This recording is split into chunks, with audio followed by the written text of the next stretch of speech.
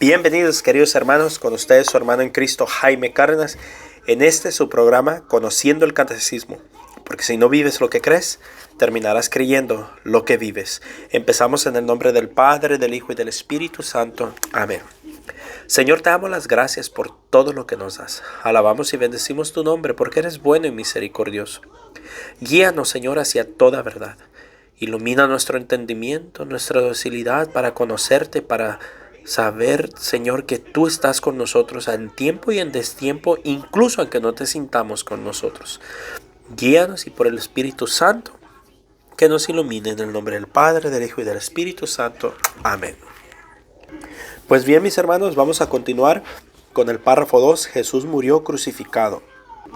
El numeral 595. El proceso de Jesús, divisiones de las autoridades judías respecto a Jesús. Recuerden, estamos en el catecismo, apenas vamos, Jesús murió crucificado. Entre las autoridades religiosas de Jerusalén, no solamente el fariseo Nicodemo o el notable José de Arimatea eran en secreto discípulos de Jesús, sino que durante mucho tiempo hubo disensiones a propósito de él, hasta el punto de que en la misma víspera de su pasión, San Juan pudo decir de ellos que un buen número creyó en él, aunque de una manera muy imperfecta. Juan 12:42. Eso no tiene nada de extraño si se considera que al día siguiente de Pentecostés, multitud de sacerdotes iban aceptando la fe. Hechos 6:7. Y que algunos de la secta de los fariseos habían abrazado la fe. Hechos 15:5.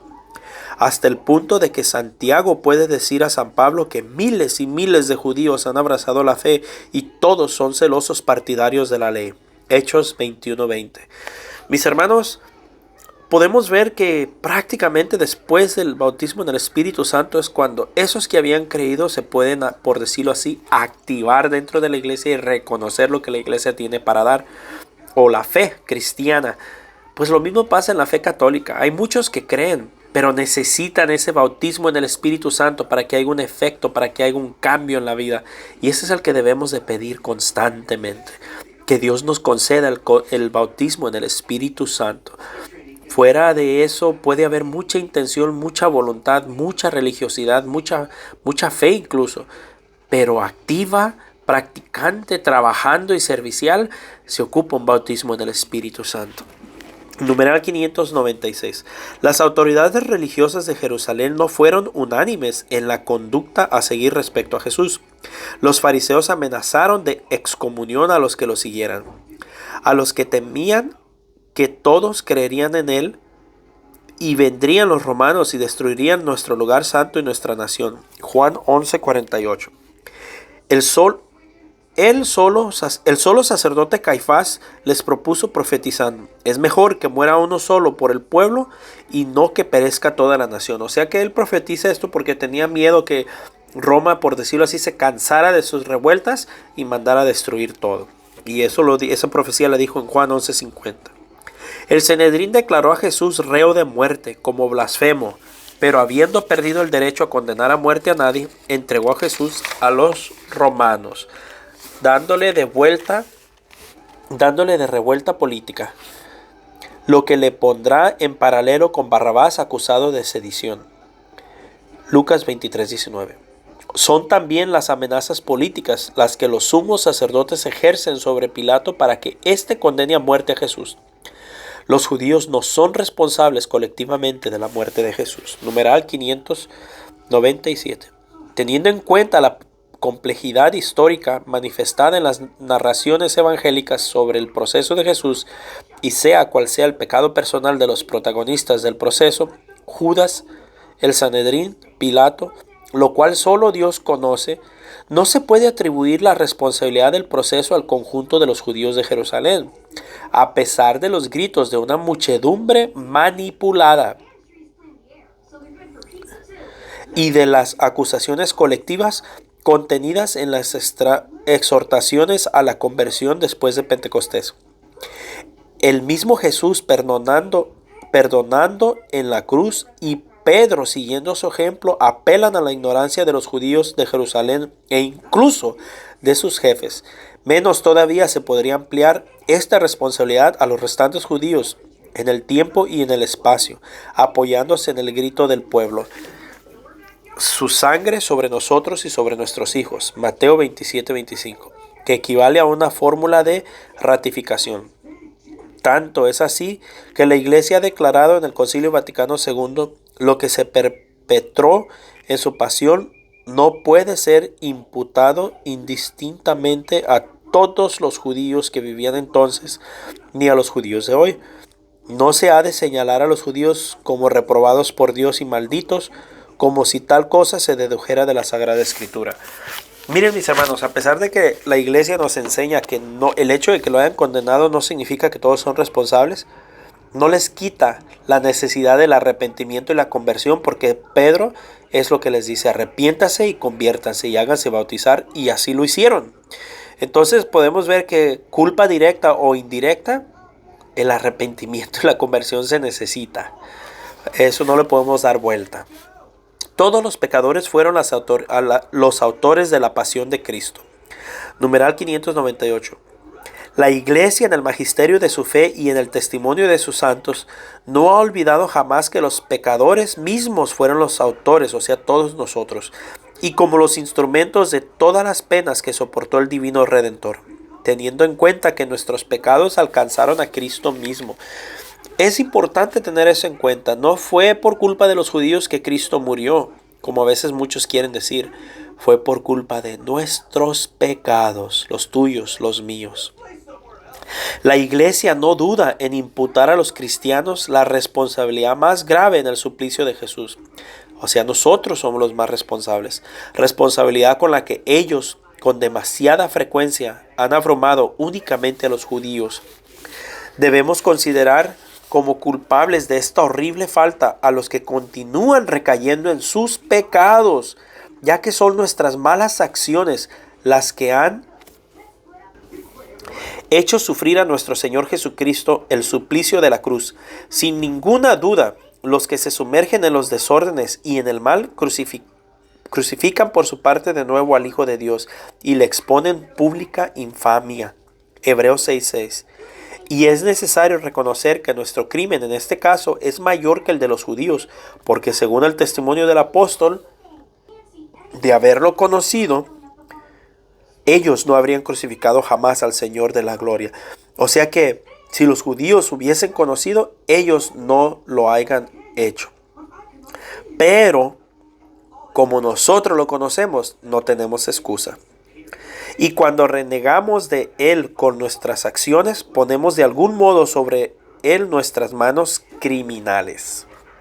Y los demonios no son lo que han crucificado. Eres tú quien con ellos lo ha crucificado y lo sigues crucificando todavía, deleitándote en los vicios y en los pecados.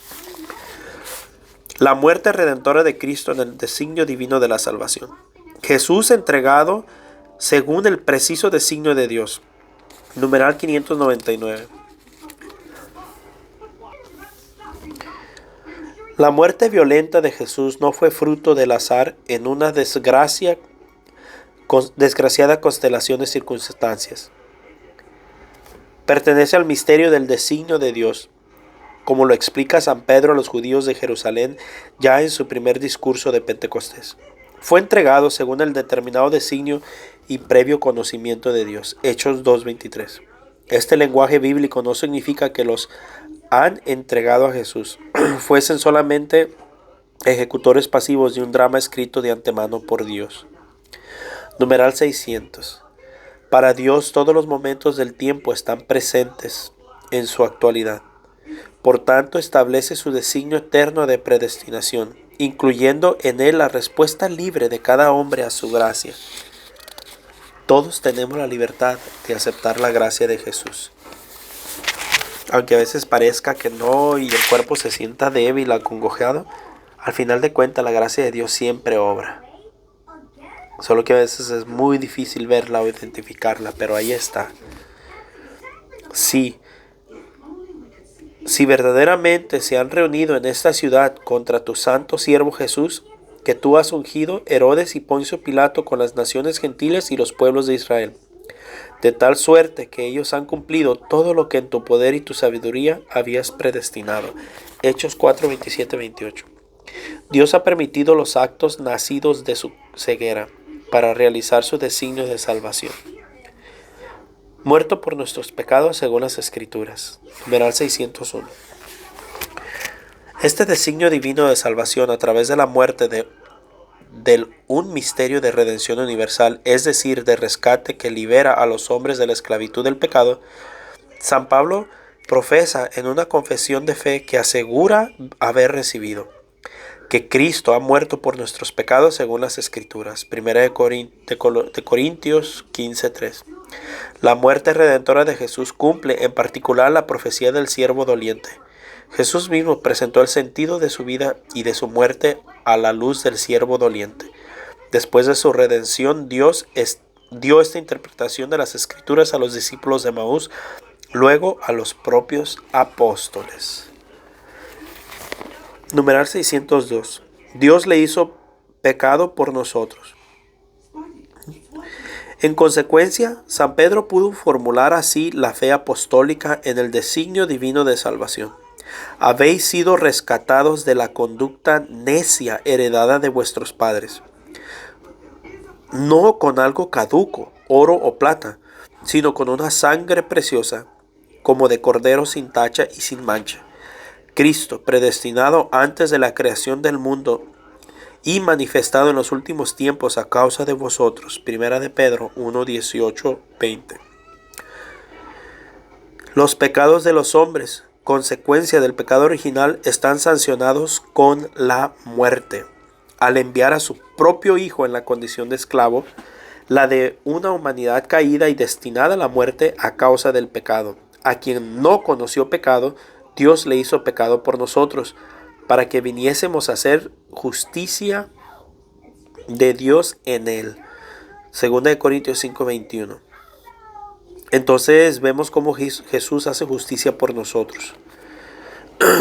Numeral 603.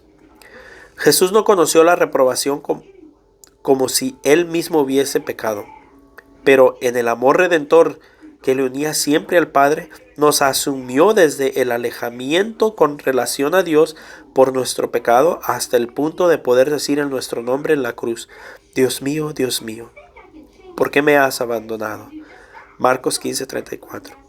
Al haberle hecho así solidario con nosotros, pecadores, Dios no perdonó ni a su propio Hijo, antes bien le entregó por todos nosotros.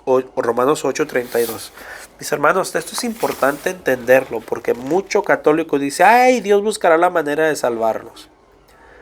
Si no hay arrepentimiento de pecados y conversión, Dios no perdonó ni a su propio Hijo, que no tenía pecado, para perdonarnos los pecados. ¿Qué te hace pensar que Dios buscará la manera de salvarte fuera de la que ya encontró a través de la cruz? No nos engañemos. Para que fuéramos reconciliados con Dios por la muerte de su Hijo. Romanos 5:10. Dios tiene la iniciativa del amor redentor universal. Numeral 604. Al entregar a su Hijo por nuestros pecados, Dios manifiesta que su designio sobre nosotros es un designio de amor benevolente, que precede a todo mérito por nuestra parte. En esto consiste el amor, no en que nosotros hayamos amado a Dios, sino en que Él nos amó y nos envió a su Hijo como propiciación por nuestros pecados. 1 de Juan 4:10. La prueba de que Dios nos ama es que Cristo, siendo nosotros todavía pecadores, murió por nosotros. Romanos 5:8. Mis hermanos, ese es el verdadero regalo, que no lo merecíamos y Dios nos lo da. A veces es difícil entenderlo, comprenderlo, vivirlo, pero siempre hagamos la lucha por sentirnos amados por Dios. Aquí se me fue la luz. El sensor se apagó. Bueno, Dios los bendiga, un fuerte abrazo y primero Dios, continuaremos mañana.